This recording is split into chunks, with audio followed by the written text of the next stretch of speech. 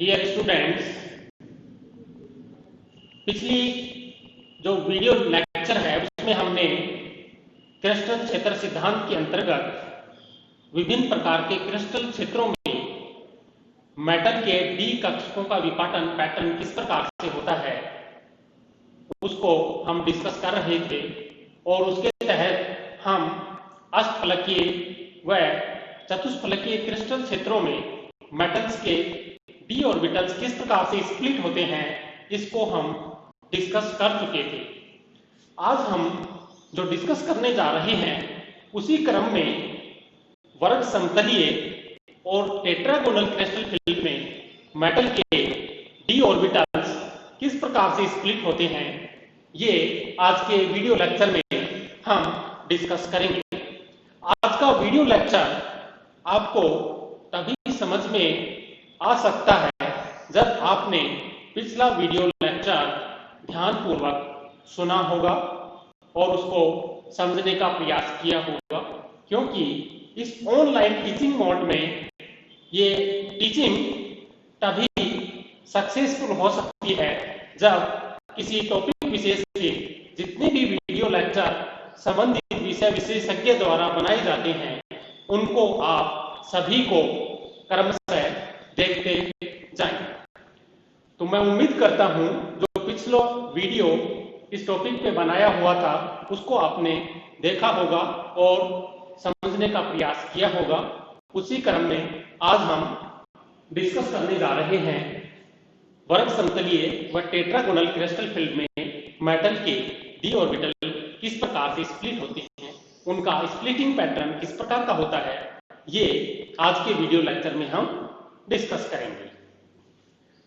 देखिए, जो splitting of D orbital है वो ऑक्टाहेड्रल क्रिस्टल फील्ड में और टेट्राहेड्रल क्रिस्टल फील्ड में ये हम डिस्कस कर चुके हैं और टेट्रागोनल और स्क्वायर प्लेनर क्रिस्टल फील्ड में किस प्रकार का स्प्लिटिंग पैटर्न होगा डी ऑर्बिटल्स का वो देखिए।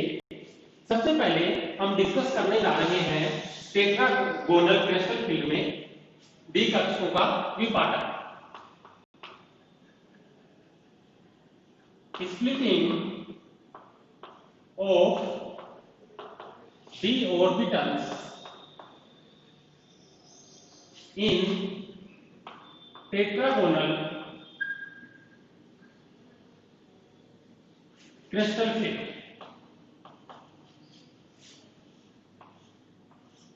देखिए, जब रेगुलर जो ऑक्टाहेड्रल ज्यामिति होती है उसमें एक्सियल और इक्वेटोरियल पोजीशन पर स्थित लिगेंड मेटल से समान दूरी पर होते हैं, यानी एक्सियल पोजीशन और इक्वेटोरियल पोजीशन पर स्थित लिगेंड्स को हम आपस में डिस्टिंग्विश नहीं कर सकते हैं, उनमें विभेद नहीं कर सकते हैं। मेटल लिगेंड दूरियां एक्सियल और इक्वेटोरियल दोनों ही स्थितियों में समान होती है। लेकिन अगर हम एक विशेष केस की कल्पना करें जिसमें अगर जेड एक्सिस की तरफ जो लिगेंड जुड़े हुए हैं मेटल के साथ में उनका डिस्टेंस अगर हम मेटल से ज्यादा कर दें, यानी मेटल लिगेंड एक्सियल डिस्टेंस को हम मेटल लिगेंड इक्वेटोरियल डिस्टेंस की तुलना में ज्यादा कर दें, ऐसी स्थिति में जो रेगुलर ऑक्टाहेड्रल ज्यामिति थी उसमें डिस्टोर्शन क्रिएट हो जाता है और ऐसी जो ज्यामिति है वो डिस्टोर्टेड ऑक्टाहेड्रल ज्योमेट्री कहलाती है, जिसको हम टेट्रागोनल ज्योमेट्री के नाम से जानते हैं। देखिए, इसकी ज्यामिति किस प्रकार से बनेगी।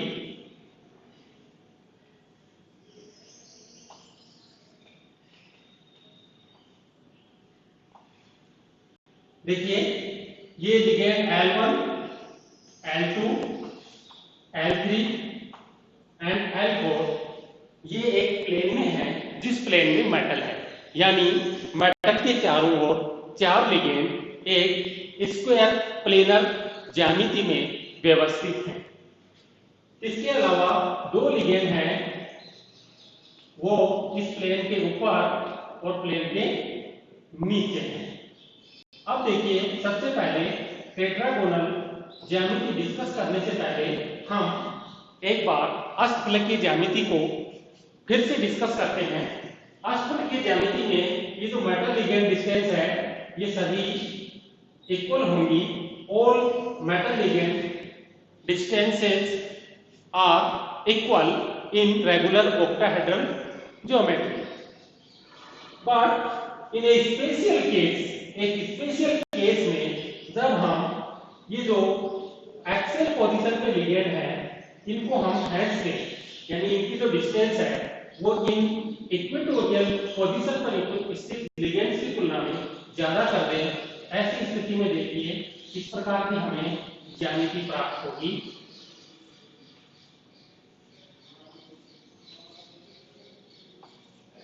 जिसको हम बोलेंगे टेट्रागोनल ज्यामिति।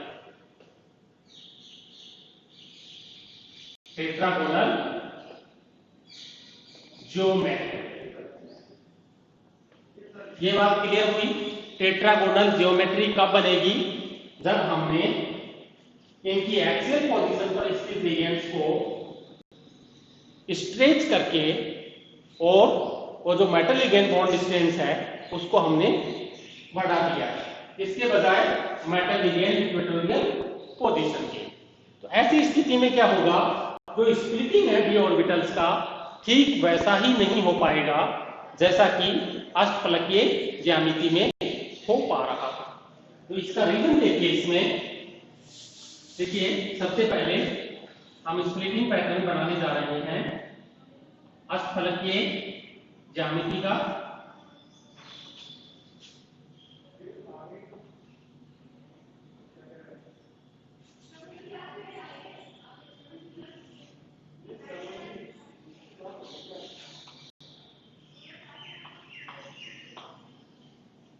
देखिए इस प्रकार से ये बेरी सेंटर है, इसमें यहाँ पे ये जो स्थिति है वो स्फेरिकल सिमेट्रिकल है।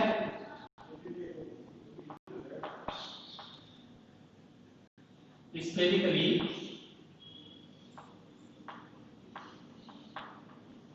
सिमेट्रिकल क्रिस्टल फील्ड होगा तो मेटल के डी ऑर्बिटल्स की एनर्जी तो इंक्रीज होगी लेकिन सभी डी ऑर्बिटल्स समान रूप से प्रभावित होंगे और उनकी एनर्जी बढ़ करके और डी जनरेट स्टेट में ही बनी रहेगी। तो ये देखिए डी ऑर्बिटल्स हैं, ये डी ऑर्बिटल्स हैं मेटल के, और किस स्थिति में है, जब इन डी ऑर्बिटल्स के चारों ओर स्फेरिकली सिमेट्रिकल क्रिस्टल फील्ड आरोपित किया गया है। ओके, लेकिन अगर हम स्फेरिकली सिमेट्रिकल क्रिस्टल फील्ड आरोपित न करके अष्टफलकीय प्रकार का क्रिस्टल फील्ड आरोपित करते हैं तो स्प्लिटिंग इस प्रकार का होगा कि इसमें जो तीन डी ऑर्बिटल हैं वो लो एनर्जी लेवल पे चले जाते हैं और जो दो डी ऑर्बिटल्स हैं वो हाई एनर्जी लेवल पे चले जाते हैं। इनको हम ईजी ऑर्बिटल के नाम से और इनको हम T2G ऑर्बिटल के नाम से पुकारते हैं। और ये जो एनर्जी डिफरेंस है वो ये वाला एनर्जी डिफरेंस डेल O माइनस 0.4 डेल O होता है, और ये जो टोटल एनर्जी डिफरेंस है between T2G and EG orbitals के बीच में ये डेल O के नाम से हम इसको पुकारते हैं। और ये जो एनर्जी डिफरेंस है बेरी सेंटर और EG ऑर्बिटल्स के बीच में ये प्लस 0.6 डेल O, और ये किस स्थिति में है, जब हमने ऑक्टाहेड्रल क्रिस्टल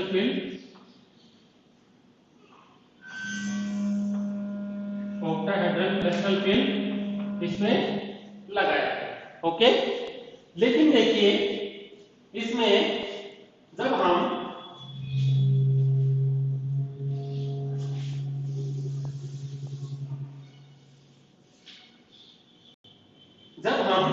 जो जेड एक्सिस पे जो लिगेंड है उनको स्ट्रेच करके और उसकी जो डिस्टेंस है अन्य लिगेंड्स की तुलना में ज्यादा बढ़ा देते हैं, तब क्या स्थिति आती है, तो उसमें देखिए ये जो D X square minus Y square और डी जेड स्क्वायर ऑर्बिटल्स हैं इनका फर्दर स्प्लिटिंग हो जाता है।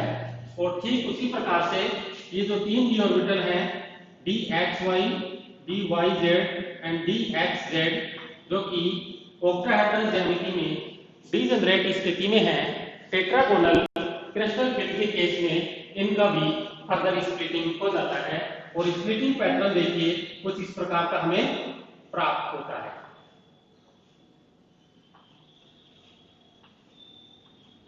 ये देखिए, तो यहां पे देखिए ये होगा dx² माइनस वाई स्क्वायर, ये होगा dz², ये होगा dxy, और ये दो ऑर्बिटल्स होंगे dxz एंड dyz। ओके,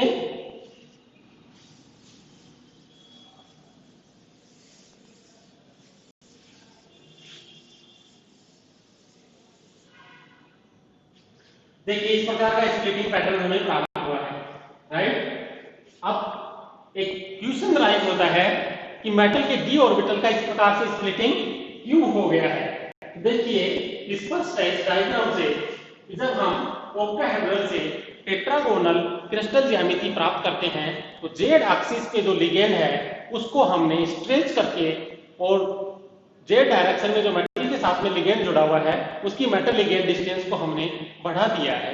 उस स्थिति में जब लिगेंड मेटल के पास में आएंगे तो जो अन्य जो इक्वेटोरियल पोजीशन पे जो लिगेंड है वो मेटल के डी ऑर्बिटल्स को ज्यादा प्रभावित करेंगे, ज्यादा प्रतिकर्षण प्रभाव शो कर पाएंगे, बजाय कि वो जो इलोंगेटेड जेड डायरेक्शन में जो ऑर्बिटल है उसके बजाय, राइट। तो ऐसी स्थिति में देखिए जो xy प्लेन में जो d ऑर्बिटल होंगे वो लिगेंड के द्वारा ज्यादा प्रतिकर्षण फील करेंगे, तो सबसे ज्यादा देखिए एनर्जी इसकी होगी, फिर dz² की होगी। फिर देखिए इसमें जो z डायरेक्शन वाला जो ऑर्बिटल है xz, यानी इनकी लोग x और z के बीच में, इसकी y और z के बीच में, तो ये कम प्रतिकर्षण फील करेंगे क्योंकि उसकी डिस्टेंस हमने बढ़ा दी है। ओके, तो देखिए ये जो है इनका ऑर्बिटल्स का एनर्जी लेवल क्या हो गया, सबसे ज्यादा एनर्जी लेवल किसका होगा, dx² माइनस वाई स्क्वायर, फिर उससे कम dz², फिर उससे कम dxy, फिर उससे कम dxz और इक्वल टू dyz, यानी ये दोनों डीजनरेट रहेंगे, राइट। अब इसके बाद में देखिए अगला जो है वर्ग समतलीय जो है क्रिस्टल क्षेत्र, उसमें डी कक्षकों का विभाजन किस प्रकार से होगा, इसी में हम इसको डिस्कस करते हैं। तो वर्ग समतलीय में क्या होता है, जब टेट्रागोनल ज्यामिति हम प्राप्त कर रहे हैं तो अष्टफलकीय क्रिस्टल ज्यामिति से हमने जेड एक्सिस पर जो लिगेंड थे उनको हमने स्ट्रेच किया है, या जेड एक्सिस पे जो ऑर्बिटल्स थे उनको हमने स्ट्रेच किया है। स्ट्रेच करने से क्या हुआ है, उसकी जो डिस्टेंस है मेटल से बढ़ गई है और प्रतिकर्षण की मात्रा कम हो गई है, जिससे उसका फर्दर स्प्लिटिंग हुआ है। लेकिन जब हमें वर्ग समतलीय ज्यामिति प्राप्त करनी होती है तो उस स्थिति में जो जेड अक्ष पे लिगेंड है उसको हमें कंप्लीटली रिमूव करना होता है, ताकि बचे हुए जो इक्वेटोरियल पोजीशन के लिगेंड है मेटल के साथ में वर्ग समतलीय ज्यामिति में जुड़ करके एक स्क्वायर प्लेनर कॉम्प्लेक्स का निर्माण कर सके। यानी वर्ग समतलीय ज्यामिति में हमने जेड एक्सिस पर उपस्थित लिगेंड को कंप्लीटली रिमूव कर दिया है, उस पर किसी प्रकार का प्रतिकर्षण बल नहीं लगना है। तो ऐसी स्थिति में देखिए क्या होगा, ऐसी स्थिति में इसकी एनर्जी और ज्यादा बढ़ जाएगी, और ये जो dz² है इसकी एनर्जी और कम हो जाएगी, और ये जो dxy ऑर्बिटल है इसकी एनर्जी बढ़ जाएगी, और इसकी एनर्जी और कम हो जाएगी। इस प्रकार से देखिए ये स्प्लिटिंग पैटर्न हमें स्क्वायर प्लेनर ज्यामिति में प्राप्त होगा। तो देखिए ये दो ऑर्बिटल्स डीजनरेट हैं, dxz एंड dyz, जो कि लोवेस्ट एनर्जी के होंगे। उसके बाद में ये dz² ये डी एक्स वाई और ये D X square minus Y square. ये था ऑक्टाहेड्रल। ये क्या है? टेट्रागोनल। और ये क्या है? Square planar. Square planar crystal plane. ये टेट्रागोनल क्रिस्टल प्लेन और ये ऑक्टाहेड्रल क्रिस्टल प्लेन, राइट। देखिए इसमें ये एनर्जी डिफरेंस है, उसको हम बोलेंगे डेल 1। ये जो एनर्जी डिफरेंस है इसको हम बोलेंगे डेल 2। और ये जो एनर्जी डिफरेंस है इसको हम बोलेंगे डेल 3। यानी डेल 1 इक्वल टू क्या हो गया? Energy difference between D X square minus Y square orbital and D X Y orbital. यानी energy D X square minus Y square orbital minus energy of D X Y. Okay, ये हो गया del 1। इसी प्रकार से del 2 क्या हो जाएगा? डेल 2 इक्वल टू देखिए energy difference between D X Y minus energy difference between D X Y and D Z square. And del 3 equal to क्या हो जाएगा? Energy difference between D Z square and D X Z and D Y Z.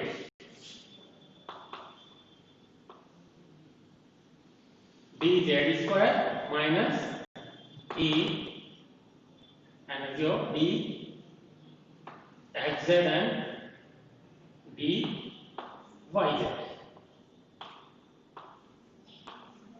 ये जो total energy difference है वो क्या कहलाएगा?